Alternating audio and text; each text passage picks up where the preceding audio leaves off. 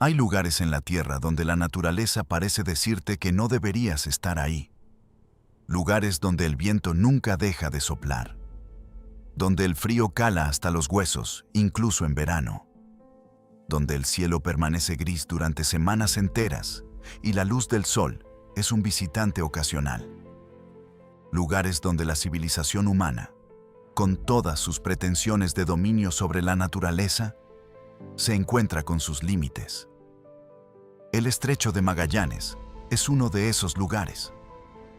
Un canal de agua helada que serpentea entre montañas, glaciares y costas desoladas en el extremo sur de América. Durante siglos, fue el único paso marítimo conocido entre el Atlántico y el Pacífico. El lugar donde terminaba el mundo conocido. Y en 1584, España intentó construir una ciudad allí. No una base temporal, no un campamento de exploración, una ciudad permanente, con colonos, con familias, con la intención de quedarse para siempre. Lo que siguió fue una de las tragedias más terribles de la historia de la exploración. Esta es la historia de Puerto Hambre.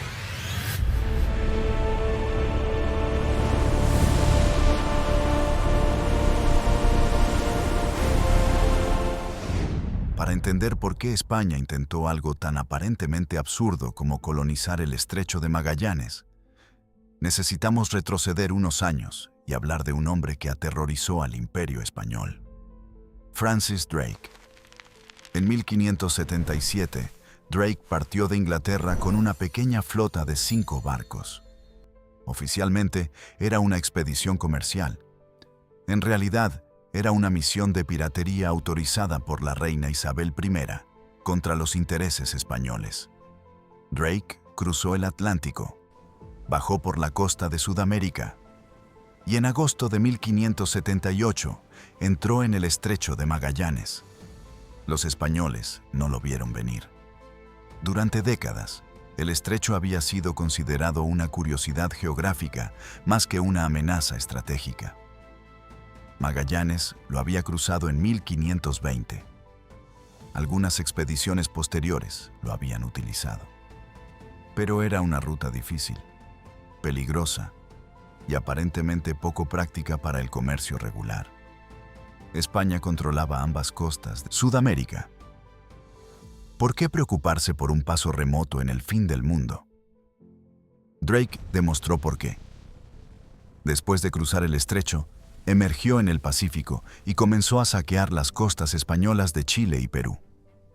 Los colonos españoles del Pacífico no estaban preparados. No tenían defensas. No esperaban ataques desde el mar. Durante generaciones, el Pacífico había sido un lago español, seguro, protegido por la simple distancia que lo separaba de cualquier enemigo. Drake cambió eso en cuestión de meses. Saqueó puertos, capturó barcos, robó cargamentos de plata que valían fortunas, aterrorizó a toda la costa occidental de Sudamérica y luego desapareció, navegando hacia el norte y eventualmente circunnavegando el globo para regresar a Inglaterra cargado de tesoros. Fue una humillación estratégica para España y demostró que el Estrecho de Magallanes era una vulnerabilidad crítica. Las noticias del ataque de Drake llegaron a España y causaron consternación. El rey Felipe II, el monarca más poderoso del mundo, gobernante de un imperio donde el sol nunca se ponía, acababa de descubrir que sus territorios del Pacífico eran vulnerables. Si Drake había podido hacerlo, otros también podrían. Los ingleses, los holandeses, los franceses. Cualquier enemigo de España que tuviera barcos y audacia podía ahora amenazar las ricas colonias del Perú y Chile. Había que hacer algo. Las opciones eran limitadas. Se podía fortificar toda la costa del Pacífico, pero eso sería enormemente costoso y probablemente imposible de mantener. Se podía establecer una armada permanente en el Pacífico, pero los barcos tendrían que construirse localmente porque no había forma práctica de llevarlos desde España. O se podía cerrar el estrecho. Si España controlaba el estrecho de Magallanes, ningún enemigo podría cruzar del Atlántico al Pacífico. El problema se resolvería en su origen. Esta última opción parecía la más elegante. Un solo punto, fortificado que protegería miles de kilómetros de costa. Solo había un pequeño problema. Nadie había intentado establecer un asentamiento permanente en el estrecho jamás. Y había muy buenas razones para ello. El estrecho de Magallanes es uno de los entornos más hostiles del planeta para la habitación humana. El clima es brutal durante todo el año. Incluso en verano, las temperaturas rara vez superan los 10 grados centígrados. En invierno, caen muy por debajo de cero. La nieve y el granizo son frecuentes. La lluvia es casi constante. Pero el verdadero enemigo es el viento. Los vientos del oeste soplan casi sin interrupción, a velocidades que pueden superar los 100 kilómetros por hora. Son tan constantes y tan fuertes que los árboles que crecen en la región están permanentemente inclinados hacia el este, deformados por décadas de presión constante.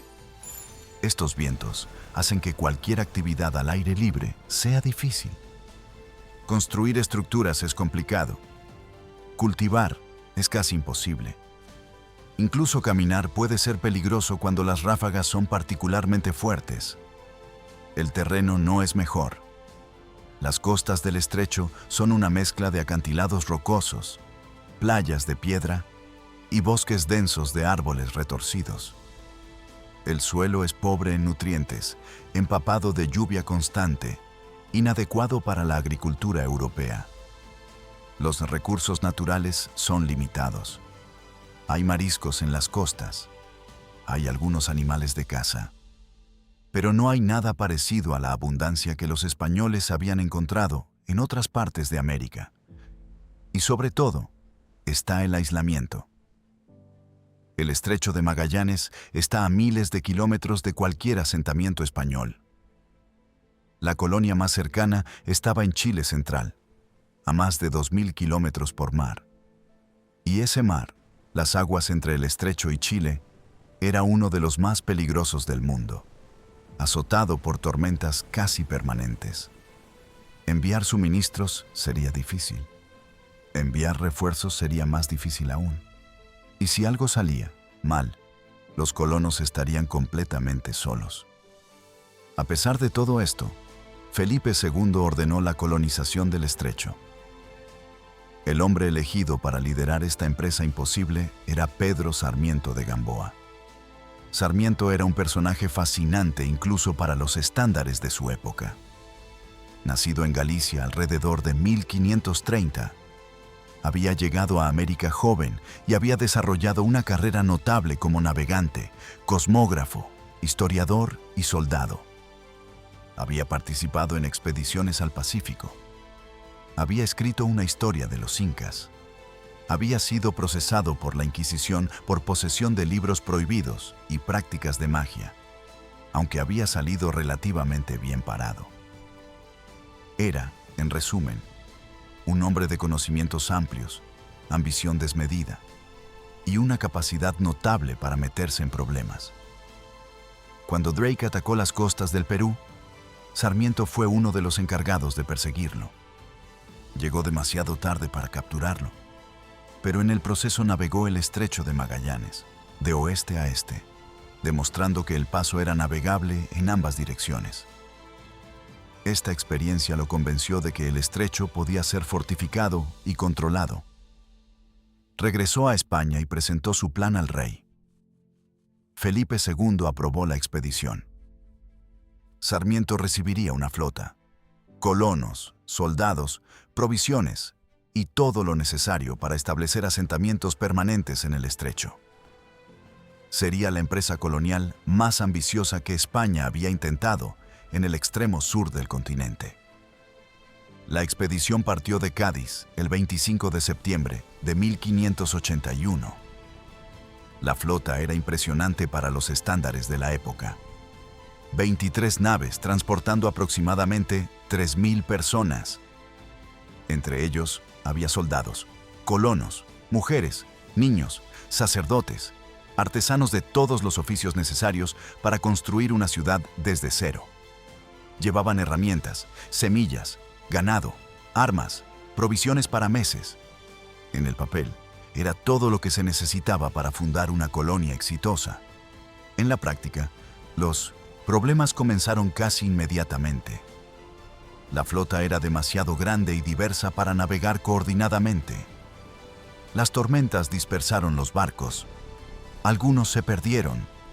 Otros tuvieron que refugiarse en puertos a lo largo de la ruta. Para cuando llegaron a Brasil, la expedición ya estaba fragmentada y debilitada. Sarmiento intentó reorganizarse en Río de Janeiro. Pasó meses allí, reparando barcos, reemplazando provisiones, tratando de mantener unida una empresa que se desmoronaba.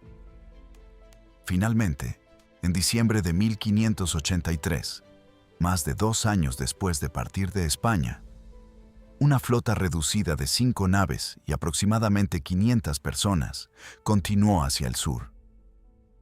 El resto se había perdido, desertado o muerto de enfermedades durante la larga espera.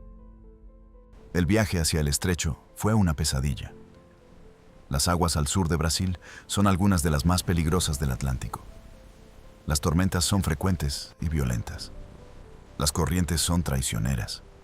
Incluso hoy, con tecnología moderna, son aguas respetadas por los marineros. En el siglo XVI, con barcos de vela y sin instrumentos precisos de navegación, eran un infierno. La flota fue golpeada por tormentas repetidas. Los barcos sufrieron daños. Las provisiones se mojaron y se pudrieron. Los hombres se enfermaron. En febrero de 1584, después de semanas de lucha contra los elementos, la flota llegó finalmente al estrecho de Magallanes. Lo que encontraron no era alentador. El paisaje era desolado. Las costas inhóspitas. El viento soplaba con una fuerza que los marineros mediterráneos nunca habían experimentado. Pero Sarmiento estaba decidido a cumplir su misión. El 11 de febrero de 1584, fundó el primer asentamiento español en el estrecho. Lo llamó Nombre de Jesús. Nombre de Jesús se estableció en la entrada oriental del estrecho, en un lugar que Sarmiento consideró relativamente protegido de los vientos. Los colonos desembarcaron con sus provisiones, sus herramientas, sus esperanzas. Inmediatamente, comenzaron a construir refugios. Y casi inmediatamente, los problemas se multiplicaron. El terreno era inadecuado para la construcción. El suelo estaba empapado. La madera local era difícil de trabajar. Las herramientas se oxidaban en la humedad constante. Las provisiones traídas desde España estaban deterioradas después de meses de viaje. Las que habían sobrevivido eran insuficientes para mantener a cientos de personas. Y el clima era implacable. Incluso en febrero, que es verano en el hemisferio sur, las condiciones eran duras. Los colonos, muchos de ellos del sur de España, no estaban preparados para el frío. No tenían ropa adecuada. No sabían cómo sobrevivir en un entorno tan hostil. Sarmiento intentó mantener el orden y la moral. Organizó grupos de trabajo, estableció raciones, envió partidas a explorar los alrededores en busca de recursos. Pero la situación se deterioraba día a día. Aproximadamente un mes después de fundar Nombre de Jesús, Sarmiento decidió establecer un segundo asentamiento más adentro del estrecho. El razonamiento era estratégico. Un solo fuerte no podía controlar efectivamente un paso tan largo. Se necesitaban múltiples posiciones para cerrar el estrecho a enemigos. En marzo de 1584, Sarmiento fundó el segundo asentamiento. Lo llamó Rey Don Felipe, en honor al monarca que había ordenado la expedición. Era un nombre grandioso para un lugar miserable. Rey Don Felipe se estableció en la costa norte del estrecho, aproximadamente en su punto medio. El lugar tenía una bahía que ofrecía algo de protección a los barcos y acceso a agua dulce desde arroyos cercanos. Pero las mismas condiciones que hacían difícil la vida en nombre de Jesús se repetían aquí. El viento, el frío, la lluvia constante, la tierra estéril. Los colonos construyeron chozas con los materiales disponibles: madera de los bosques cercanos, barro, lo que pudieron improvisar. No eran estructuras diseñadas para durar. Eran refugios de emergencia que tendrían que servir hasta que llegaran refuerzos y suministros. Sarmiento dividió a los colonos entre los dos asentamientos y comenzó a preparar su siguiente movimiento. Necesitaba regresar a solicitar ayuda. El plan de Sarmiento era navegar hacia el norte, a Chile o Perú, y organizar el envío de suministros y refuerzos a las colonias del estrecho. No planeaba abandonar a los colonos, planeaba salvarlos. Dejó instrucciones, provisiones para varios meses y la promesa de volver. En mayo de 1584, Sarmiento partió con los barcos que aún le quedaban. Y entonces todo se desmoronó.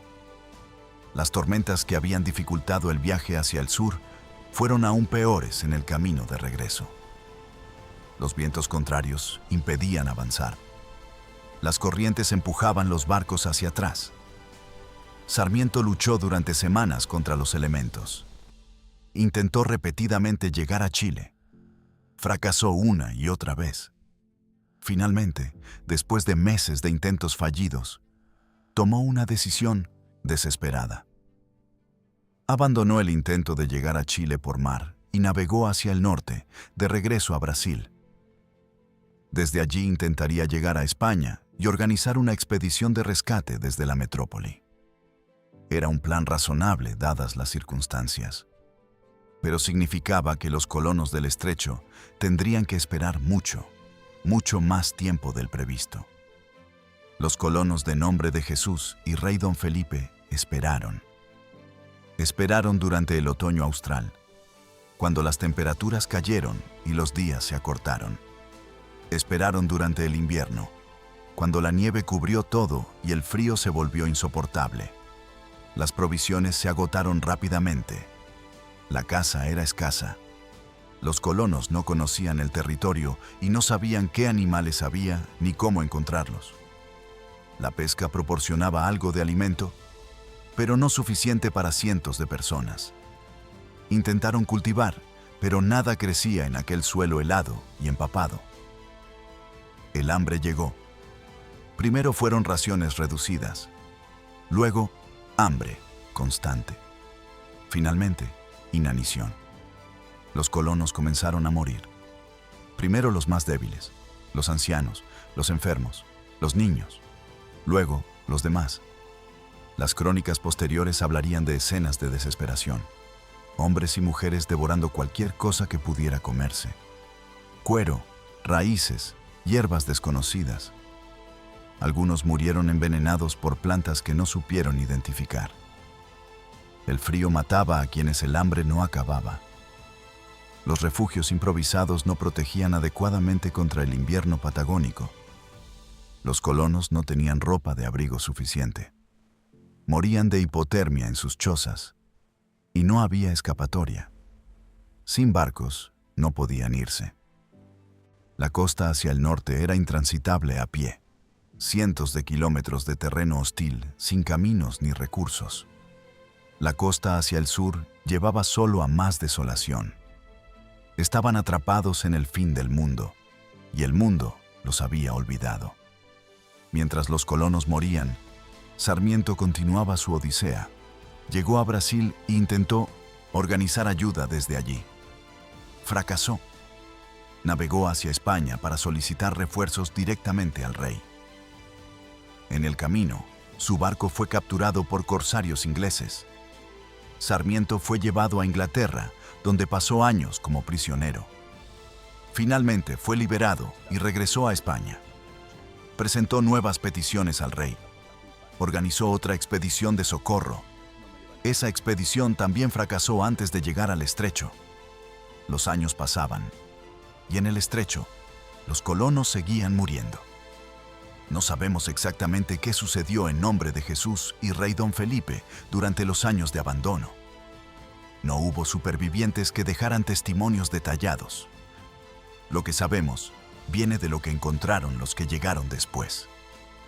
En algún momento, los supervivientes de nombre de Jesús, el asentamiento más expuesto, decidieron abandonarlo y unirse a los de Rey Don Felipe.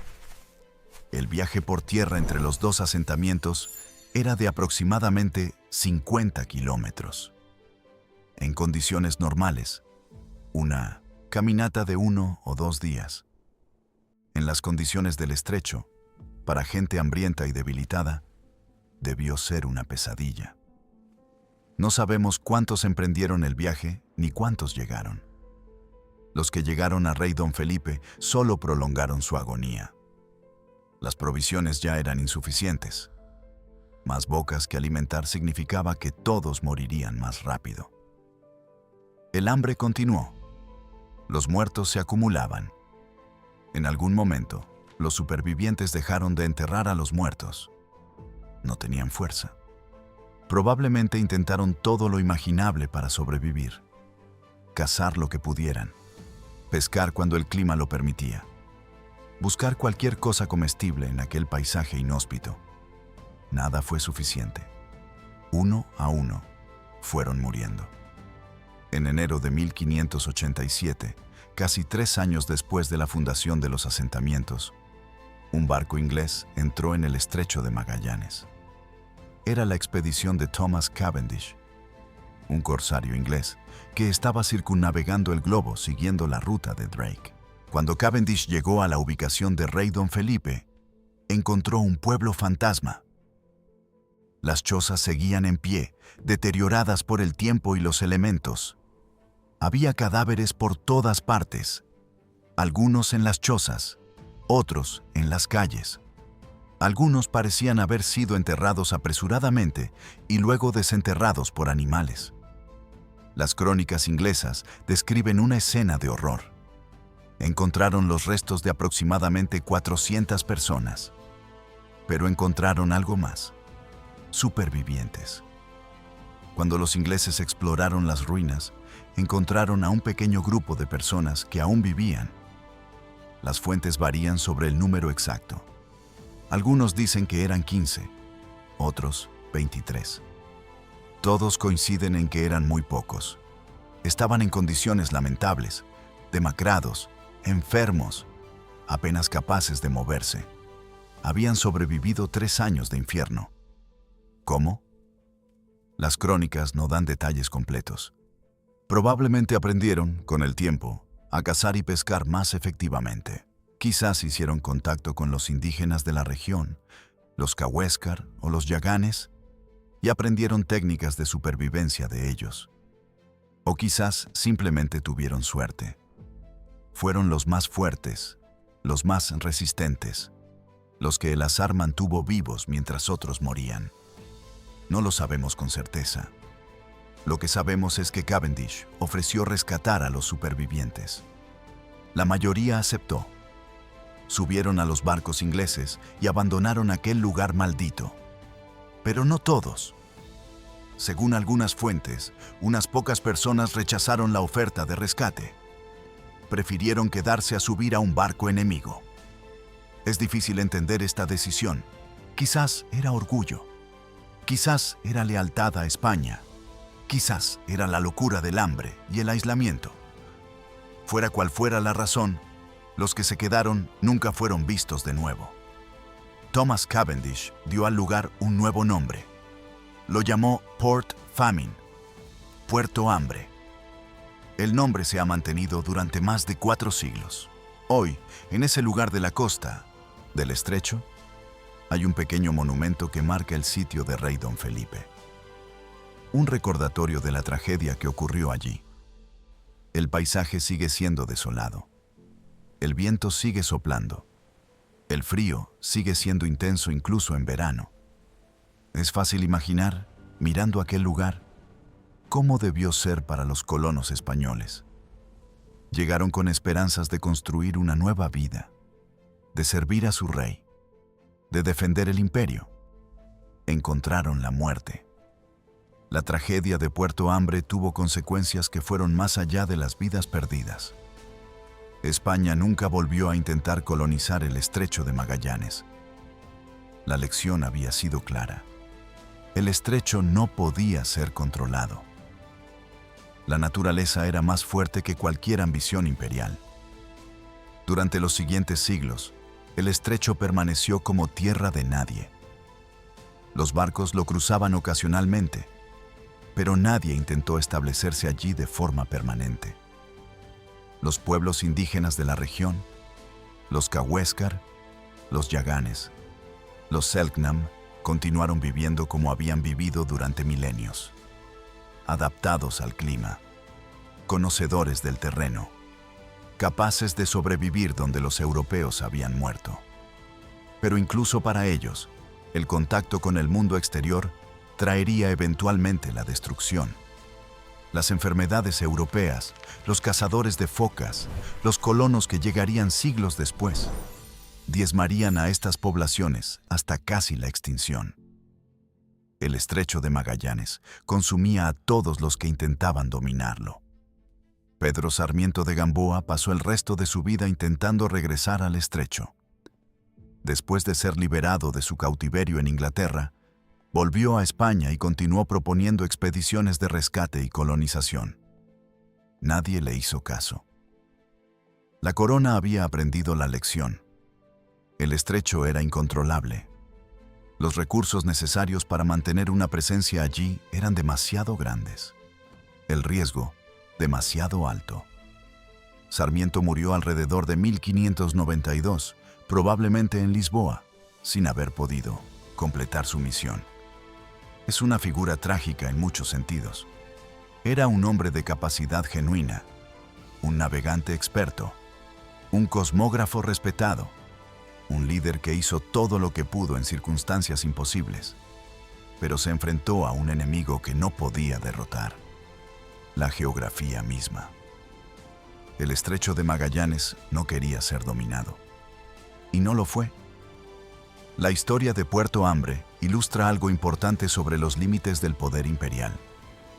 España en el siglo XVI era la potencia más poderosa del mundo. Controlaba territorios en 4 continentes. Sus flotas dominaban los océanos. Sus ejércitos habían conquistado imperios enteros. Y sin embargo, no pudo mantener un pequeño asentamiento en el extremo sur de América. No por falta de voluntad, no por falta de recursos, no por falta de hombres dispuestos a intentarlo.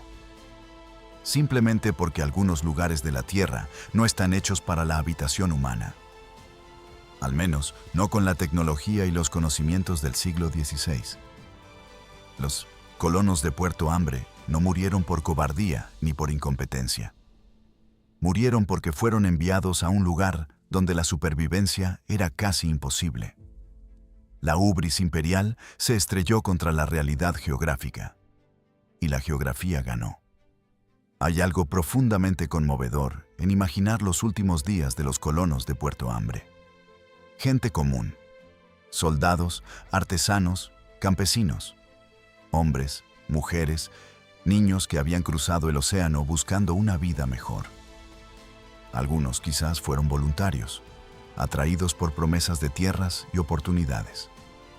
Otros quizás fueron reclutados a la fuerza, como era común en las expediciones coloniales de la época. Ninguno de ellos eligió morir de hambre en el fin del mundo. Y sin embargo, eso es lo que les tocó. Los imaginamos mirando el horizonte cada día, esperando ver las velas de los barcos de rescate que nunca llegaron. Los imaginamos cavando tumbas para sus compañeros, sabiendo que pronto alguien tendría que cavar la suya. Los imaginamos, en los peores momentos, perdiendo la esperanza, comprendiendo que nadie vendría, que morirían allí, que sus nombres serían olvidados. La mayoría de esos nombres, de hecho, se han perdido. Las crónicas mencionan a los líderes, Sarmiento, los capitanes, los oficiales, De los colonos comunes, de las mujeres y los niños, apenas sabemos nada. Fueron víctimas anónimas de una ambición imperial que no tuvo en cuenta sus vidas. El estrecho de Magallanes eventualmente sería superado por otra ruta. En 1616, navegantes holandeses descubrieron el Cabo de Hornos, el extremo sur del continente americano. Demostraron que era posible pasar del Atlántico al Pacífico, rodeando Tierra del Fuego por el sur, sin necesidad de entrar en el estrecho. La ruta del Cabo de Hornos era más peligrosa en algunos aspectos, con olas enormes y vientos terribles. Pero era más directa, y sobre todo, era agua abierta. No un canal estrecho que pudiera ser bloqueado. Esto hizo que la importancia estratégica del estrecho de Magallanes disminuyera. Ya no era el único paso. Ya no era necesario controlarlo para controlar el tráfico entre océanos. El sacrificio de los colonos de Puerto Hambre había sido, al final, inútil. Hoy, el estrecho de Magallanes es una ruta marítima menor. La mayoría del tráfico entre el Atlántico y el Pacífico pasa por el Canal de Panamá, una obra de ingeniería que hizo innecesarias las peligrosas rutas del sur. Los barcos que cruzan el estrecho hoy son principalmente cruceros turísticos, llevando pasajeros que quieren ver los paisajes espectaculares y la vida silvestre de la Patagonia. En la costa del estrecho hay ahora ciudades pequeñas pero funcionales. Punta Arenas, en Chile, es la más grande. Tiene aeropuerto, hospitales, universidades. Es perfectamente habitable con la tecnología moderna. Pero incluso hoy, con calefacción central y supermercados, vivir en el estrecho requiere una cierta fortaleza. El viento sigue soplando. El clima sigue siendo duro. El aislamiento sigue siendo real. Los habitantes actuales de la región tienen un profundo respeto por el entorno. Saben lo que la naturaleza puede hacer. Conocen las historias de los que subestimaron el estrecho. Puerto Hambre es parte de esa memoria. La tragedia de Puerto Hambre no fue única en la historia de la exploración. Hubo otros intentos de colonización que fracasaron catastróficamente. La colonia perdida de Roanoke, en Virginia.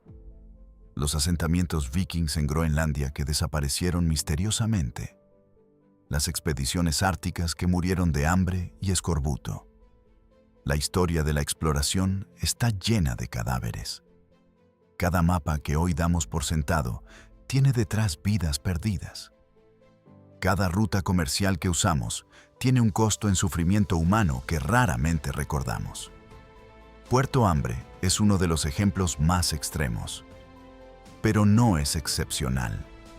Es simplemente lo que sucede cuando la ambición humana se encuentra con los límites de lo posible. Hay una pregunta que surge inevitablemente al estudiar Puerto Hambre. ¿Valió la pena? ¿Valieron la pena las vidas de 400 personas por un intento de controlar un paso estratégico? Desde la perspectiva de la corona española, probablemente parecía un riesgo razonable. El control del estrecho habría protegido territorios enormemente valiosos. La inversión en la expedición era pequeña comparada con los beneficios potenciales. Desde la perspectiva de los colonos que murieron de hambre, la respuesta es obviamente diferente. Pero quizás la pregunta está mal planteada. Quizás el problema no fue intentar colonizar el estrecho, sino la manera en que se hizo. Una expedición mejor preparada, con más conocimiento del clima local, con provisiones adecuadas para años, no meses, con barcos capaces de mantener comunicación regular. Quizás habría sido posible. No lo sabremos nunca. Lo que sí sabemos es que la expedición que se envió no estaba preparada para lo que encontró y pagó el precio. Pedro Sarmiento de Gamboa fue, a su manera, un visionario. Entendió correctamente la importancia estratégica del estrecho de Magallanes. Entendió que controlarlo era la manera más eficiente de proteger el Pacífico español. Diseñó un plan que, en teoría, era sólido. Donde falló fue en la ejecución. O más bien, donde fallaron las circunstancias. Las tormentas que dispersaron su flota original. Los retrasos que consumieron provisiones. Las dificultades de navegación que impidieron el regreso con refuerzos. Cada uno de estos problemas era superable individualmente. Juntos, crearon una cascada de desastres que hizo imposible el éxito. Sarmiento no fue un mal líder. Fue un líder enfrentado a problemas que no podía resolver. Y sus colonos pagaron las consecuencias. El legado de Puerto Hambre es complejo. Por un lado, es una historia de fracaso, de ambición desmedida, de sufrimiento innecesario. Por otro lado, es una historia de coraje, de gente que intentó algo extraordinario, que se enfrentó a lo desconocido, que no se rindió hasta que la muerte les quitó la opción. Los colonos de Puerto Hambre no fueron conquistadores exitosos, pero fueron pioneros. Fueron los primeros europeos que intentaron hacer del Estrecho de Magallanes un hogar. Fracasaron. Pero el intento dice algo sobre el espíritu humano, sobre nuestra capacidad de imaginar lo imposible y de intentarlo de todas formas, sobre nuestra terquedad frente a un universo que no siempre coopera con nuestros planes. Puerto Hambre es un recordatorio de que el progreso tiene costos, que la exploración no es solo aventura y descubrimiento, que hay vidas perdidas detrás de cada frontera conquistada. Si alguna vez visitas el Estrecho de Magallanes, cosa que hoy es posible con relativa facilidad, te encontrarás con un paisaje que no ha cambiado mucho desde 1584. Las mismas montañas nevadas, los mismos bosques retorcidos por el viento, las mismas aguas grises y frías. El viento sigue soplando con la misma fuerza que cuando Sarmiento llegó allí hace más de 4 siglos.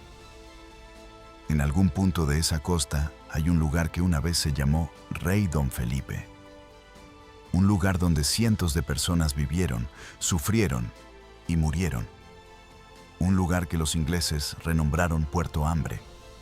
Un lugar que el tiempo ha borrado casi por completo. Pero no del todo, porque seguimos contando esta historia. Seguimos recordando a los que murieron allí. Y mientras recordemos, su sacrificio, aunque inútil, no habrá sido completamente en vano. El Imperio Español llegó hasta donde ningún europeo había intentado asentarse antes, hasta el extremo sur del continente, hasta el fin del mundo conocido. Y allí, en el borde de todo, encontró sus límites. Puerto Hambre es el monumento a esos límites. Un recordatorio de que incluso los imperios más poderosos no pueden conquistar la naturaleza. Un recordatorio de que algunas victorias están más allá del alcance humano.